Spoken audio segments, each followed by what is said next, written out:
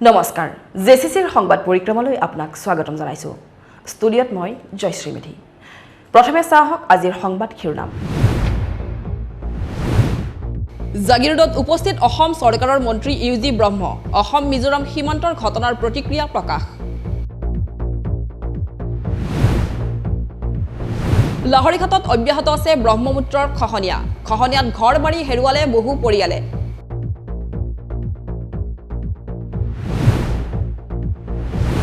অত্যাৱশ্যকীয় সামগ্ৰীৰ মূল্যবৃদ্ধিৰ প্ৰতিবাদ মৰিগাঁৱত প্ৰতিবাদ সাব্যস্ত কৰিলে জাতীয়তাবাদী যুৱ ছাত্ৰ পৰিষদে কামৰূপ মহানগৰীৰ ক্ষেত্ৰত জঘন্য ঘটনা কিশোৰী ধৰ্ষণকাৰী 4 অভিযুক্তক গ্ৰেপ্তাৰ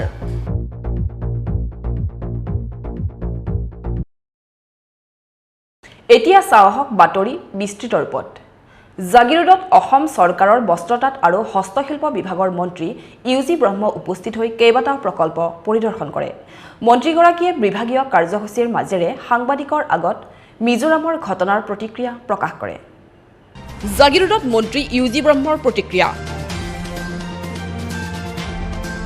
অসম মিজোৰাম সীমান্তৰ ঘটনাত তৃতীয় শক্তি জড়িত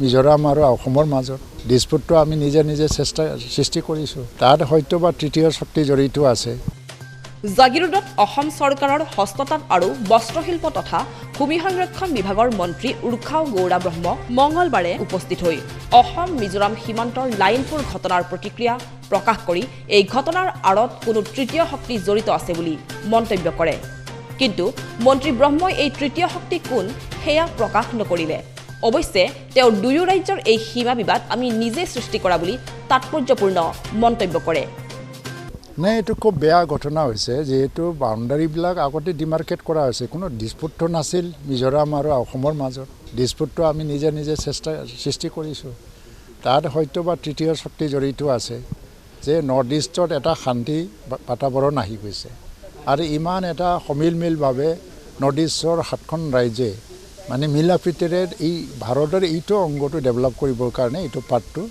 কাম কৰি আছে মিজোৰামৰ মুখ্যমন্ত্ৰী বেলেগ নহয় তেওঁ মানে শান্তি বিচৰা মানুহ তাত শান্তিটো বিঘ্নিত কৰিবৰ কাৰণে কোনোবা তৃতীয় শক্তি আছে নেকি তেনে ক্ষেত্ৰত মই আজি ভাবোঁ যে দুয়োটা ৰাজ্য চৰকাৰ ইয়াত মানে বহি পেলাই আমি তাৰ সমস্যাবিলাক মানে সমাধান কৰিব আমাৰ মুখ্যমন্ত্ৰীয়ে তাৰ কাৰণে এটা ইনিচিয়েটিভ লৈছে উল্লেখযোগ্য যে মঙলবাৰে জাগিৰোডৰ দেওখাল নেলি আৰু আহতগুৰিত অৱস্থিত কেইবাটাও বিভাগীয় প্ৰকল্প পৰিদৰ্শন কৰিবলৈ আহি মন্ত্ৰীগৰাকীয়ে এই সীমা বিবাদৰ স্থায়ী সমাধান বিচাৰে মন্ত্ৰীগৰাকীয়ে মৰিগাঁও জিলাৰ উপায়ুক্ত সীমাৰেখা ভূঞাক লগত লৈ দেওখালত এৰিপলু পালন কৰা একাংশ মহিলা হিতাধিকাৰীৰ লগত মত বিনিময় কৰে লগতে তেওঁ নেলিত অৱস্থিত ৰেশম বিভাগৰ এৰি সমাহাৰ কেন্দ্ৰ পৰিদৰ্শন কৰি ইয়াৰ উন্নয়নৰ কথা ব্যক্ত কৰে লগতে মন্ত্ৰীগৰাকীয়ে এই প্ৰকল্পসমূহৰ সমস্যাৰ বিষয়েও হিতাধিকাৰী মহিলাসকলৰ লগত মত বিনিময় কৰে একেদৰে মন্ত্ৰীগৰাকীয়ে আহতগুৰিত মীন হাঁহ কুকুৰা পালনৰ এক প্ৰকল্প উদ্বোধন কৰে মন্ত্ৰী ব্ৰহ্মই গ্ৰাম্য অৰ্থনীতি উন্নয়নত এই প্ৰকল্পসমূহৰ গুৰুত্ব অপৰিসীম বুলি মন্তব্য কৰি এইসমূহক আগুৱাই নিলে ইয়াৰ সহায়ত স্থানীয় মহিলাসকল যথেষ্ট উপকৃত হ'ব বুলি উল্লেখ কৰে মই একচুৱেলি আজি সয়েল কনজাৰভেশ্যনৰ কিছুমান সাইট চাইছোঁ মানে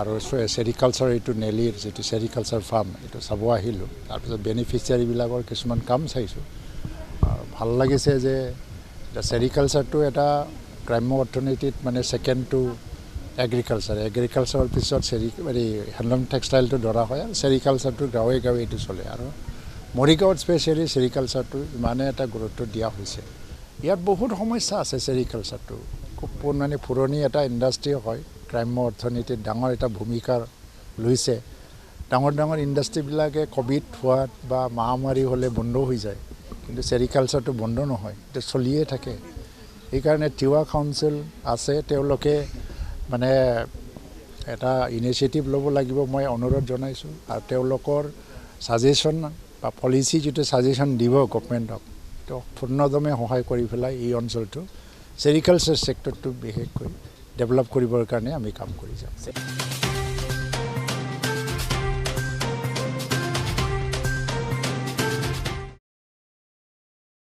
কামৰূপ মহানগৰ জিলাৰ ক্ষেত্ৰীত সংঘটিত হৈছে এক কিশোৰী ধৰ্ষণৰ ঘটনা।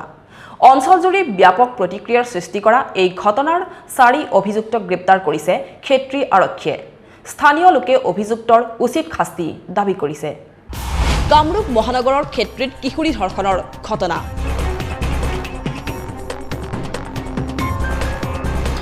অভিযুক্ত 4 লম্পটক তাৎক্ষণিকভাৱে গ্ৰেপ্তাৰ।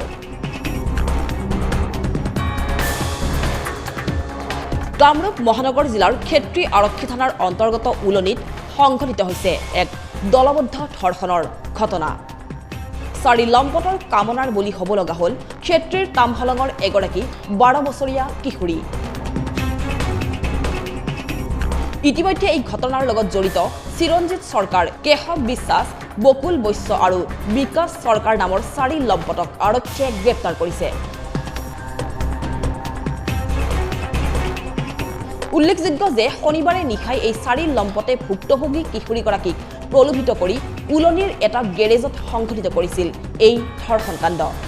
দেওবাৰে পুৱা কিশোৰীগৰাকীয়ে সমগ্ৰ ঘটনা পৰিয়ালৰ লোকক অৱগত কৰে আৰু ক্ষেত্ৰী আৰক্ষীক দিয়ে অভিযোগ।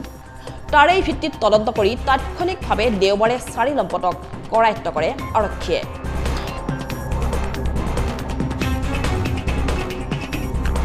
ধৃত 4 লম্পটে আৰক্ষীৰ আগত সমগ্ৰ ঘটনা স্বীকাৰ কৰা বুলি জানিব পৰা গৈছে। যোৱা 24 তাৰিখে ৰাতি যি জঘন্য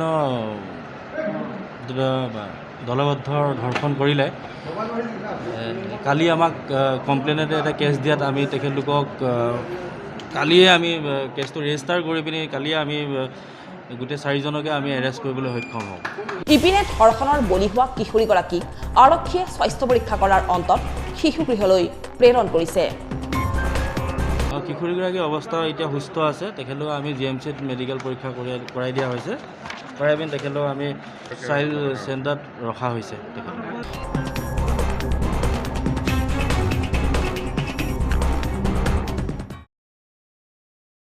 নগাঁও কাগজ কলৰ সন্মুখত কৰ্মচাৰীৰ বিক্ষোভ কাৰ্যসূচী।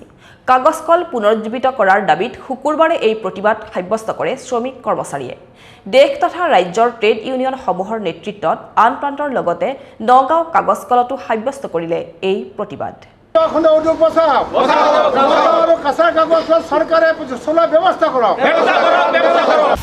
জাগিৰোডত কাগজ কল কৰ্মচাৰীৰ বিক্ষোভ প্ৰদৰ্শন। কাগজ কল পুনৰুজ্জীৱিত কৰাৰ দাবী। জাগিৰোডত কাগজ কল কৰ্মচাৰীৰ বিক্ষোভ প্ৰদৰ্শন। হিন্দুস্তান কাগজ নিগমৰ অধীনস্থ নগাঁও আৰু কাছাৰ কাগজ কল পুনৰুজ্জীৱিত কৰা আৰু কল দুটাৰ শ্ৰমিক কৰ্মচাৰীসকলৰ প্ৰাপ্য দৰমহা আদায় দিয়াৰ দাবীত জাগিৰোডস্থিত নগাঁও কাগজ কলৰ সন্মুখত শুকুৰবাৰে এক বিক্ষোভ কাৰ্যসূচী ৰূপায়ণ কৰে।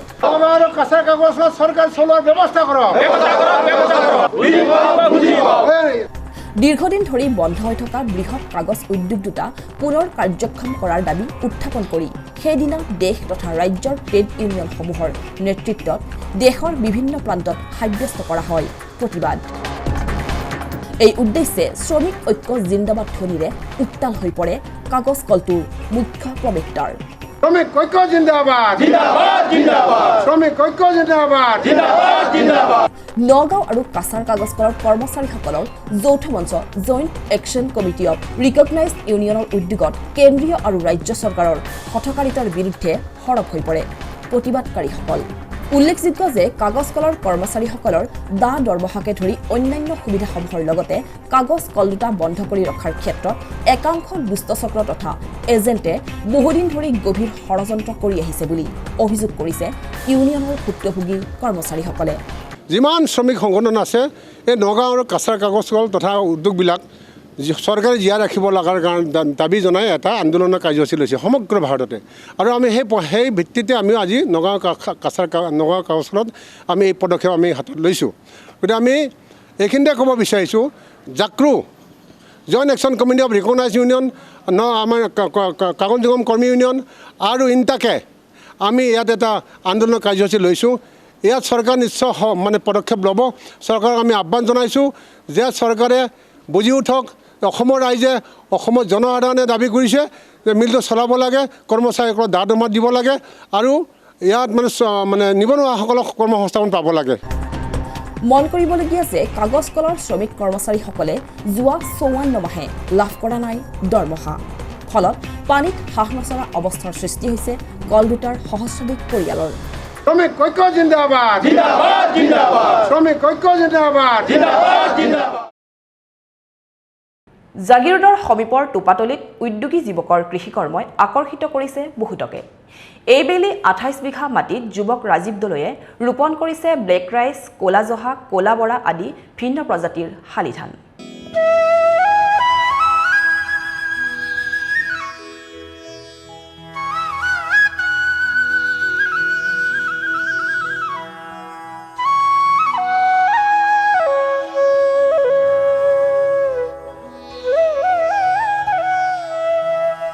জাগিৰোডৰ সমীপৰ টোপাতলিত উদ্যোগী যুৱ কৃষক 28 বিঘা মাটিত ৰোপণ কৰিছে ব্লেক ৰাইচ, ক'লা জহা, ক'লা বৰা।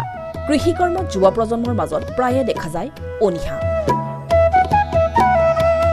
কিন্তু ইয়াৰ মাজতে একাংশ উদ্যমী যুৱকে নিজকে আৰ্থিকভাৱে স্বাৱলম্বী কৰিবলৈ নিয়োজিত হৈছে কৃষিকাৰ্যত।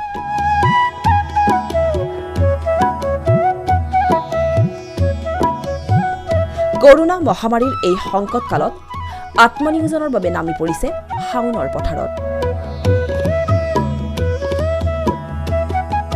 28 বিঘাকৈ মাটিত শালি ধানৰ খেতি কৰি যুৱ প্ৰজন্মৰ বাবে আদৰ্শ হৈ পৰিছে ৰাজীৱ দলৈ নামৰ এই যুৱকজন। জাগিৰোডৰ সমীপৰ টোপাতলি পথাৰত এইদৰে শালি খেতিৰ বোকাময় পথাৰত ৰোৱনী দাৱনীৰ লগত ব্যস্ত হৈ পৰিছে যুৱকজন।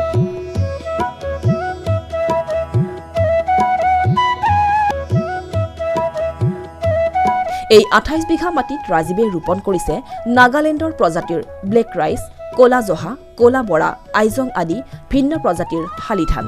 আজিকালি আমাৰ যুৱকবোৰে খেতি কৰা বাদ দিছে, কিন্তু ময়ো বাদ দিছিলোঁ। চিন্তা কৰিলে নহয়, খেতি কৰিব লাগিব, খেতিয়ে আমাৰ মেইন বস্তু। সেইকাৰণে মই আপোনাৰ এইবাৰ 28 বিঘা মাটিত টোপাতলি কামৰূপ মহানগৰত মই নিজৰ 28 বিঘা মাটিত ক'লা জহা, ক'লা বৰা, আইজং ধান আৰু বেলেগ ৰাইচ বুলি কৈতো আপোনাৰ মই নাগালেণ্ডৰ পৰা লৈ আহিছোঁ, যিটো আপোনাৰ এবাৰ অলপমান কৰিছোঁ। প্ৰডাকশ্যনটো চাম, যদি ভাল হয় অহা বছৰলৈ সেইটো অলপ বেছিকৈ কৰিম। উল্লেখযোগ্য যে বৃহত্তৰ অঞ্চলটোত বিভিন্ন সময়ত খেতি উপযোগী কৰি তুলিবলৈ পানীৰ অভাৱ পৰিলক্ষিত হৈ আহিছে। এনে প্ৰেক্ষাপটত টোপাতলিৰ নাতিদুৰৈত উমচিয়াং নৈৰ পৰা পানী বোৱাই অনাৰ বাবে অঞ্চলটোত জলসিঞ্চন প্ৰকল্পৰ ব্যৱস্থা কৰিবলৈ চৰকাৰক দাবী কৰিছে যুৱ কৃষক ৰাজীৱে। আমাৰ এই টোপাতলি অঞ্চলখিনিত বহুত শ বিঘা আছে মাটি, কিন্তু ইয়াতে এটা খেতি হয়। আশা কৰোঁ চৰকাৰে যাতে এটা ইৰিগেশ্যন ডিপাৰ্টমেণ্ট, আমাৰ যিহেতু উমচিয়াং নৈখন মেঘালয়ৰ ওচৰতে আছে, সেইখন যদি কিবা এটা কৰি পেলাই জলসিঞ্চনৰ ব্যৱস্থা কৰি পেলাই যদি পানীটো ইয়াত আনিব পাৰে, তেতিয়াহ'লে আমাৰ এই যি শ বিঘা মাটি আছে সকলো খেতিয়কে উপকৃত হ'ব বুলি মই আশা কৰোঁ।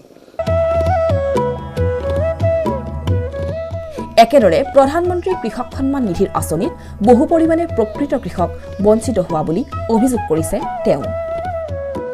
যোৱা বছৰ খেতিয়কসকলৰ বাবে এটা কি হয় প্ৰধানমন্ত্ৰী কিষাণ নিধি আঁচনি বুলি এটা দিছিল, কিন্তু সেই আঁচনিটোত আমাৰ বুলি নহয় সমগ্ৰ ভাৰতবৰ্ষতে যিসকল প্ৰকৃত খেতিয়ক তেওঁলোকে এইটো আঁচনি নাপালে।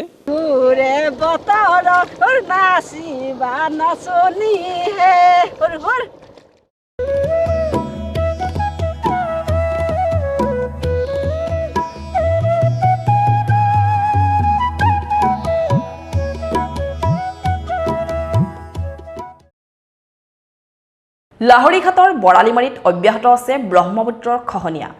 এটা মাহত ঘৰ ভেটি হেৰুৱালে কেইবাটাও পৰিয়ালে। অঞ্চলটোৰ একমাত্ৰ উপাসনাৰ স্থল ঐতিহাসিক কালী মন্দিৰটো সম্প্ৰতি খহনীয়াৰ কবলত। মৰিগাঁও জিলাৰ ফুৰাগাঁও ৰাজহ চক্ৰৰ অন্তৰ্গত বৰালিমাৰীত ব্ৰহ্মপুত্ৰৰ খহনীয়া। এটা মাহত ঘৰ ভেটি হেৰুৱালে বহুকেইটা পৰিয়ালে। শনিবাৰে ফুৰাগাঁও ৰাজহ চক্ৰৰ চক্ৰ বিষয়া প্ৰিয়ংকা বনিয়াই অঞ্চলটো পৰিদৰ্শন কৰি আশ্বাস দিলে খহনীয়া ৰোধৰ। কিন্তু কেতিয়া কাৰ্যকৰী হ'ব এই আশ্বাসৰ? উল্লেখযোগ্য যে ব্ৰহ্মপুত্ৰৰ বুকুত ক্ৰমে জাহ গৈছে বৰালিমাৰীৰ বৃহত্তৰ অঞ্চল। হৈবৰগাঁও পঞ্চায়ত এলেকাটো নদীত সম্পূৰ্ণ জাহ যোৱাৰ পাছত এতিয়া বৰালিমাৰী পঞ্চায়ত এলেকাটো ক্ৰমে নিশ্চিহ্ন হ'বলৈ ধৰিছে। চকুৰ আগতে সংকুচিত হৈছে বৰালিমাৰীৰ মানচিত্ৰ। ঘৰ গ'ল, ফেটি গ'ল। এইবাৰ অঞ্চলটোৰ উপাস্য দেৱতাকো যেন নিৰাশ্ৰয় কৰি একমাত্ৰ কালী মন্দিৰটো ব্ৰহ্মপুত্ৰ খহনীয়াত পৰিছে। মন কৰিবলগীয়া যে আজিৰ পৰা এমাহ পূৰ্বে জলসম্পদ মন্ত্ৰী পীযুষ হাজৰিকায়ো পৰিদৰ্শন কৰিছিল এই অঞ্চলটো। আশ্বাস দিছিল মন্ত্ৰীগৰাকীয়ে, এইবাৰ নহ'লেও অহাবাৰ হ'ব ডাঙৰ মথাউৰি, মথাউৰিৰ ওপৰত হ'ব পকী ৰাস্তা। কিন্তু সেইদিন অহালৈ থাকিবগৈনে এই বৰালিমাৰী? ৰাইজৰ দাবী, এতিয়া অন্ততঃ অস্থায়ীকৈ হ'লেও চৰকাৰে কিবা এটা কৰক। যিখিনি জেগাত থিয় হৈ কৰি গ'ল, এতিয়াওতো আমাৰ সেইখিনি জেগাও নাই। এতিয়া আমাৰ ইফালে 40-50 ঘৰ মানুহ এতিয়া উঠি যোৱা হ'ল। কিন্তু আমাৰ ইফালে কিবা এটা পাৰ্কো প্ৰটেকশ্যন কিবা এটা দিয়া হ'লে কিবা বাচিব পাৰিলোঁ হয়। এইবাৰ এতিয়া আমাৰ মন্দিৰটোও গুচি গ'ল, আমি এতিয়া কি লৈ থাকিম ইয়াত? এটা দয়া কৰি আমাৰ ইফালে কিবা পাৰ্কো প্ৰটেকশ্যন কিবা এটা দিয়ে, তেনেহ'লে আমি কিবা বাচিব পাৰিলোঁ হয়। কাৰণ মন্ত্ৰীয়ে এমাহ আগত খোজকাঢ়ি পৰিদৰ্শন কৰা অঞ্চলটো এতিয়া আৰু নাই। বহুদূৰ আগবাঢ়ি গ'ল নদীৰ গঢ়া। মোৰ যেতিয়া বয়স 6 বছৰ তেতিয়াৰ পৰা দেখিছোঁ এতিয়ালৈ 8 কিলোমিটাৰমান লৈ গ'ল। আমাৰ বহুত ধুনীয়া বহুত ঠাই আছিলে, কিন্তু আজিকালি চাওক এতিয়া আপুনি গড়াৰ যি অৱস্থা দেখিছে, এই ঘৰৰ ভেটি এই কেইদিনমান আগতে ইয়াৰ পৰা গৈছে। মথাউৰি আমাৰ এনেকুৱা হৈছে যে মথাউৰি 5 বছৰ পিছত হ'লেও হ'ব, আমি বানপানীত থাকি অভ্যাস হৈ গৈছে। কিন্তু যদি এঘৰ মানুহক গড়া সহায় দিয়ে, সেই মানুহ ঘৰ গৈ ক'ত থাকিব, ক'ত আশ্ৰয় ল'ব, কি খাব, কি কৰিব, সেইটো বৰ দুখ লগা। 5টা পৰিয়াল গৰাখহনীয়াত আক্ৰান্ত হৈছে। তাৰে এটা পৰিয়াল এতিয়াও ইয়াত আছে, অকণমান বেছি প্ৰোণ হৈ আছে। আমি বিভাগীয় কৰ্তৃপক্ষৰ লগত ইতিমধ্যে আলোচনাত বহিছোঁ আৰু তেওঁলোকক আমি উপযুক্ত ব্যৱস্থা ল'বলৈ নিৰ্দেশ উপায়ুক্ত মহোদয়ৰ ফালৰ পৰা দিয়া হৈছে। আমি তেনেকৈ এইখিনি কিমানখিনি পাৰি চাওঁ।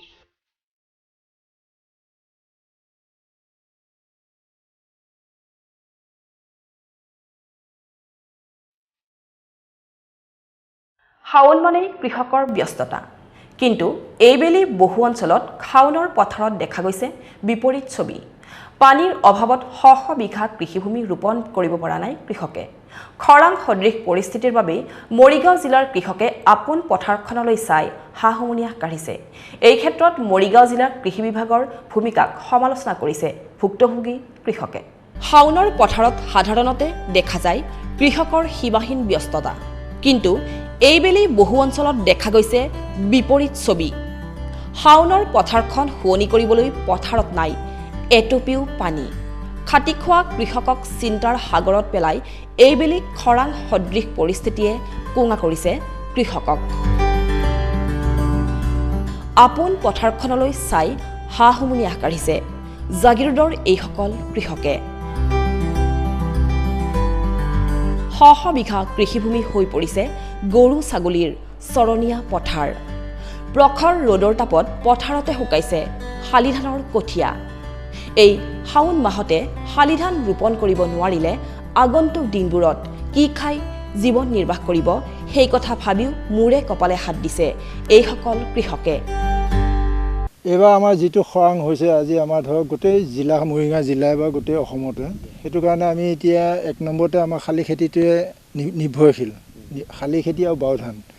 এতিয়া খৰাং হোৱাৰ কাৰণে এতিয়া বাও ধান গৰুৱে খাই আছে আৰু শালি খেতি কৰিবৰ কাৰণে এতিয়া বৰষুণ নাই। আৰু ওচৰতে যিখন আমাৰ ভেজুমনা বিল আছে, সেই বিলখনতো পানী অকণমান মাত্ৰ আছে, গৰুৱে খাব জখা আছে। আৰু সেয়েহে আমাৰ এতিয়া কৃষক ৰাইজে এতিয়া মূৰে কপালে হাত দি থাকিব লগা হৈছে, বৰষুণক বাট চাই থাকিবলগীয়া হৈছে।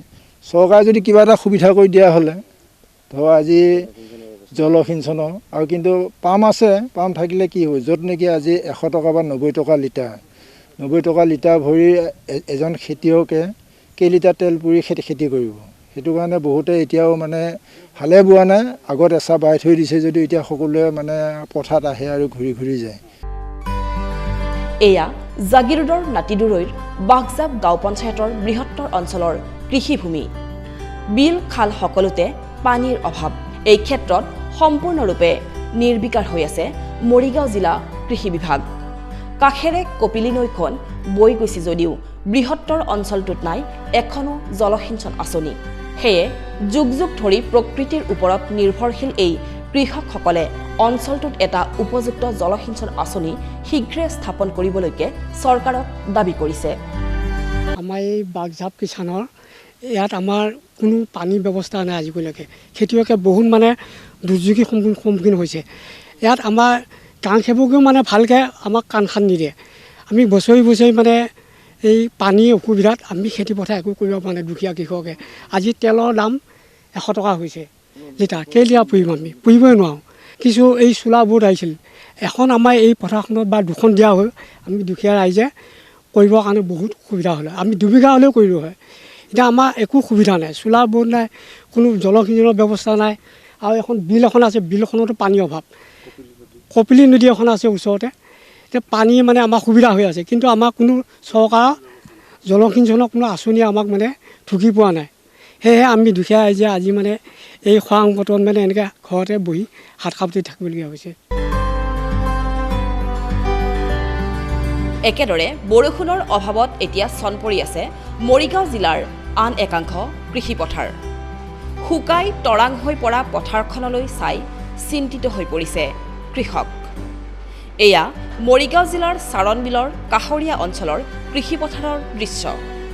অঞ্চলটোৰ কৃষকসকলো সন্মুখীন হৈছে খৰাং সদৃশ পৰিস্থিতিৰ।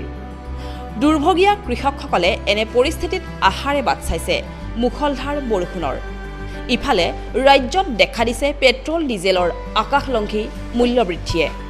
ফলত জলসিঞ্চন আঁচনিৰ অভাৱত শালিধান কৰাৰ উপযোগী হাজাৰ বিঘা কৃষিভূমি এতিয়া গৰুৰ চৰণীয়া পথাৰ হিচাপে পৰি ৰৈছে।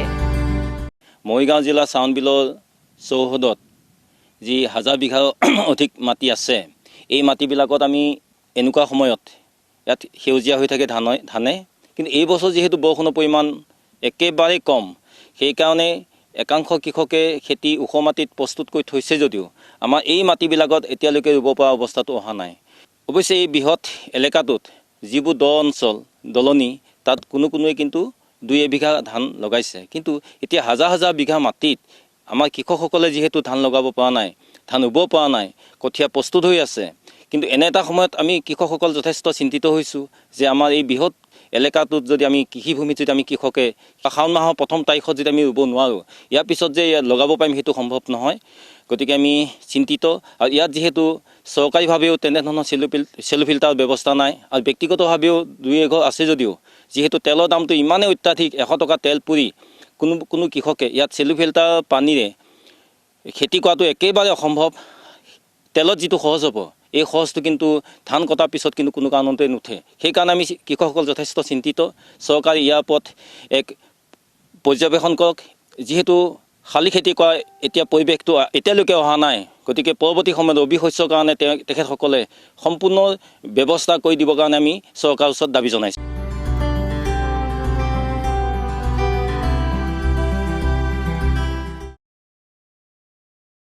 এতিয়া চাওঁ আহক সংক্ষিপ্ত ৰূপত কেইটামান বাতৰি।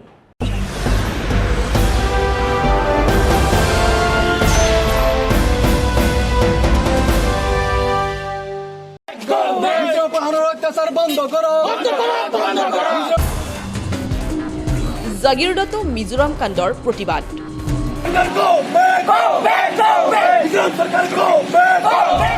অসম মিজোৰাম সীমান্ত লাইলাপুৰৰ ঘটনাৰ প্ৰতিবাদ কৰিছে জাগিৰোড আমছুৱে। মিজোৰামৰ মুখ্যমন্ত্ৰীৰ পুত্তলিকা দাহ কৰি জাগিৰোড আমছুৱে বুধবাৰে সাব্যস্ত কৰে এই প্ৰতিবাদ। লগতে কেন্দ্ৰীয় চৰকাৰৰ বিফলতাৰ বাবেই আজি এনে ঘটনা সংঘটিত হ'ল বুলি মন্তব্য কৰিছে আমছুৰ নেতৃত্বই। আমি আজি আপোনালোকৰ জৰিয়তে জনাব বিচাৰিছোঁ, যোৱা 26 তাৰিখে মিজোৰাম আৰু অসম সীমান্তত যি সীমা বিবাদ লৈ যি আপোনাৰ কাজিয়াৰ সূত্ৰপাত হৈছিল, সেই কাজিয়াৰ সূত্ৰপাতত মিজোৰাম প্ৰশাসনে অসম আৰক্ষী প্ৰশাসনৰ ওপৰত যি বৰ্বৰ আপোনাৰ অত্যাচাৰ আৰম্ভ কৰিছে, সেই অত্যাচাৰত আপোনাৰ 6জনকৈ আৰক্ষী জোৱান শ্বহীদ হ'ব লগা হৈছে। গতিকে আমি আজি জনাব বিচাৰিছোঁ কেন্দ্ৰীয় গৃহ বিভাগৰ ব্যৰ্থতাৰ বাবেই মিজোৰাম চৰকাৰৰ পুলিচ প্ৰশাসনে আমাৰ অসম চৰকাৰৰ পুলিচৰ পৰা এনেকৈ নিৰ্মমভাৱে অত্যাচাৰ কৰিব লগা হৈছিলে। এই ক্ষেত্ৰত শীঘ্ৰে অসম চৰকাৰে মিজোৰামৰ বিৰুদ্ধে কঠোৰ ব্যৱস্থা গ্ৰহণ নকৰিলে আগন্তুক দিনত বিভিন্ন আন্দোলনৰ কাৰ্যসূচী গ্ৰহণ কৰিব বুলিও সকীয়াই দিয়ে চৰকাৰক। যদি অসম চৰকাৰে মিজোৰাম চৰকাৰৰ ওপৰত কঠোৰ আইনী কোনো ব্যৱস্থা নকৰে তেনেহ'লে সৌদ অসম সংখ্যালঘু ছাত্ৰ আমছুৱে গণতান্ত্ৰিকভাৱে এলানি কাৰ্যসূচী আগবঢ়াই লৈ যাব।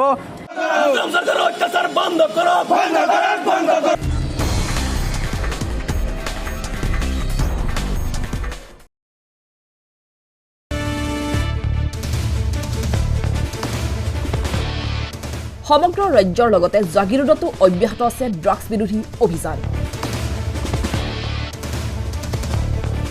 ইয়াৰ অংশ হিচাপে এক গোপন খবৰৰ ভিত্তিত জাগিৰোড আৰক্ষীয়ে শুকুৰবাৰে অভিযান চলাই শিলভাঙাৰ পৰা এটা ড্ৰাগছ সৰবৰাহকাৰীক আটক কৰিবলৈ সক্ষম হয়।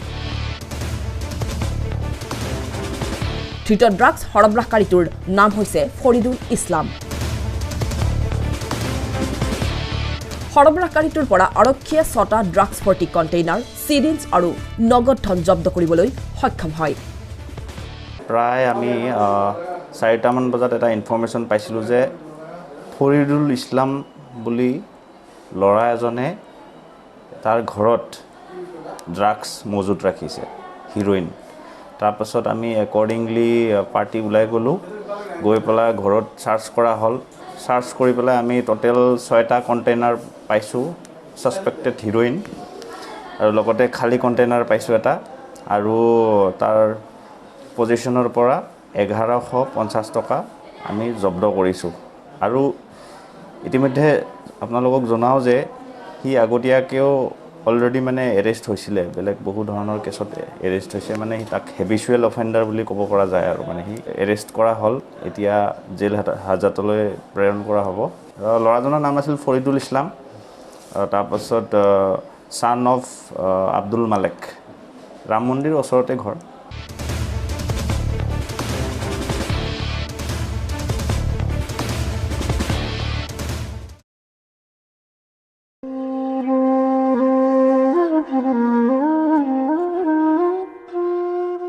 জাগিৰোডৰ শ্বহীদ লক্ষীডেকা মাধ্যমিক বিদ্যালয়ৰ বিজ্ঞান বিষয়ৰ শিক্ষক 46 বছৰীয়া ৰত্নেশ্বৰ ডেকা শনিবাৰে অকালতে মৃত্যু হয়।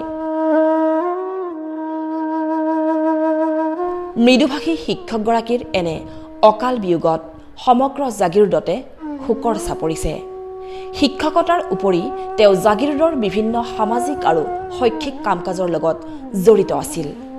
কিছুদিন পূৰ্বে তেওঁ কোভিডত আক্ৰান্ত হৈছিল যদিও নিগেটিভ হোৱাৰ পিছত শ্বাস প্ৰশ্বাসজনিত ৰোগৰ বাবে পুনৰ GMCHত চিকিৎসাধীন হৈ থকাৰ সময়তে তেওঁৰ মৃত্যু হয়। শ্বহীদ লক্ষী ডেকা মাধ্যমিক বিদ্যালয়ৰ গণিত বিষয়ৰ শিক্ষক শ্ৰী ৰত্নেশ্বৰ ডেকাৰ পৰলোক প্ৰাপ্তি হয়।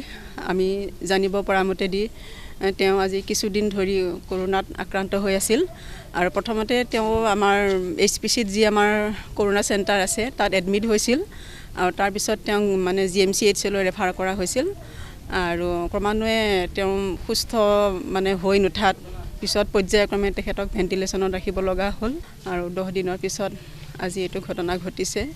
গতিকে তেখেতৰ যি অকাল মৃত্যু বুলি আমি কৈছোঁ, এই অকাল মৃত্যুত আমি কেৱল আমাৰ বিদ্যালয়ে নহয়, সমগ্ৰ জাগিৰোডবাসী ৰাইজে, সমগ্ৰ মৰিগাঁও জিলাই এজন সুযোগ্য সন্তান আমি হেৰুৱাইছোঁ।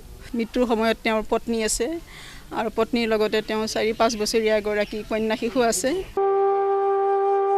সৰ্বৰহী শিক্ষকগৰাকীৰ নশ্বৰ দেহ সেইদিনা GMCHৰ পৰা অনাৰ পিছত কৰ্মক্ষেত্ৰ শ্বহীদ লক্ষীডেকা মাধ্যমিক বিদ্যালয়লৈ অনা হয়, আৰু তাতে সহকৰ্মী শিক্ষকসকলে শ্ৰদ্ধাঞ্জলি জ্ঞাপন কৰে।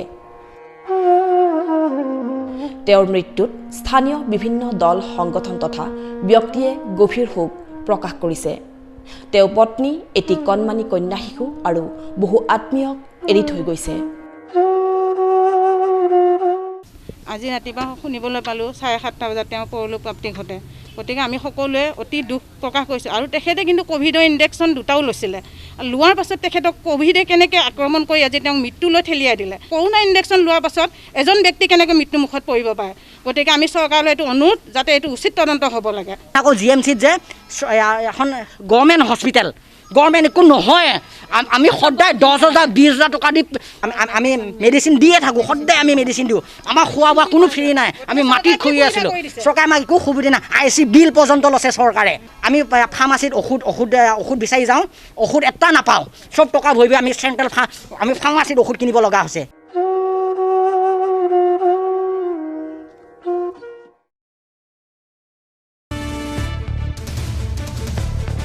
ফেচবুকত হিন্দু ধৰ্মৰ দেৱ দেৱীক অশালীন মন্তব্য কৰি ৰঙাঘৰৰ আলহী হ'ল বৰপেটা ৰোডৰ এজন যুৱক। যুৱকজনৰ নাম মিৰাজুল ইছলাম।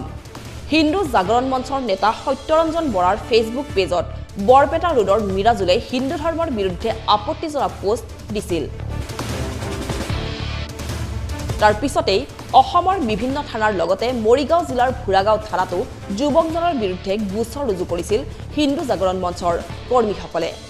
যিটো বৰপেটা ৰোডৰ মিজাৰুল ইছলাম, তেখেতে আমাৰ হিন্দু ধৰ্মৰ ওপৰত যি সত্যৰঞ্জন বৰাদেৱৰ লাইভ আছিলে, সেই লাইভত অতি বেয়াকৈ হিন্দু ধৰ্মৰ ওপৰত কমেণ্ট দিছে।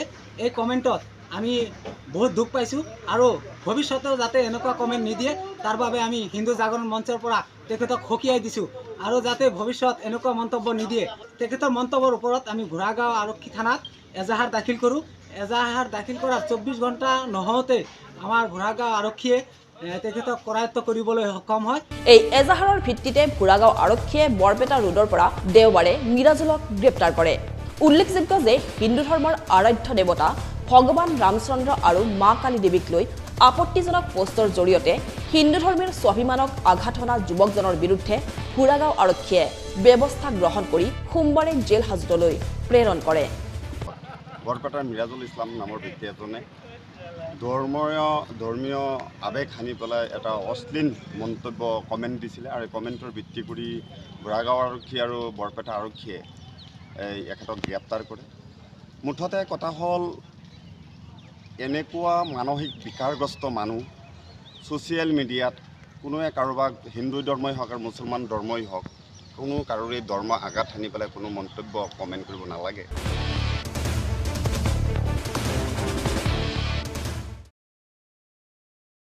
আজিৰ সংবাদ পৰিক্ৰমা ইমানতে সামৰিছোঁ।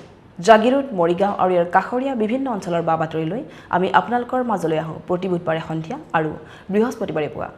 গতিকে চাবলৈ নাপাহৰিব আপোনালোকৰ প্ৰিয় অনুষ্ঠান JCCৰ সংবাদ পৰিক্ৰমা। ধন্যবাদ।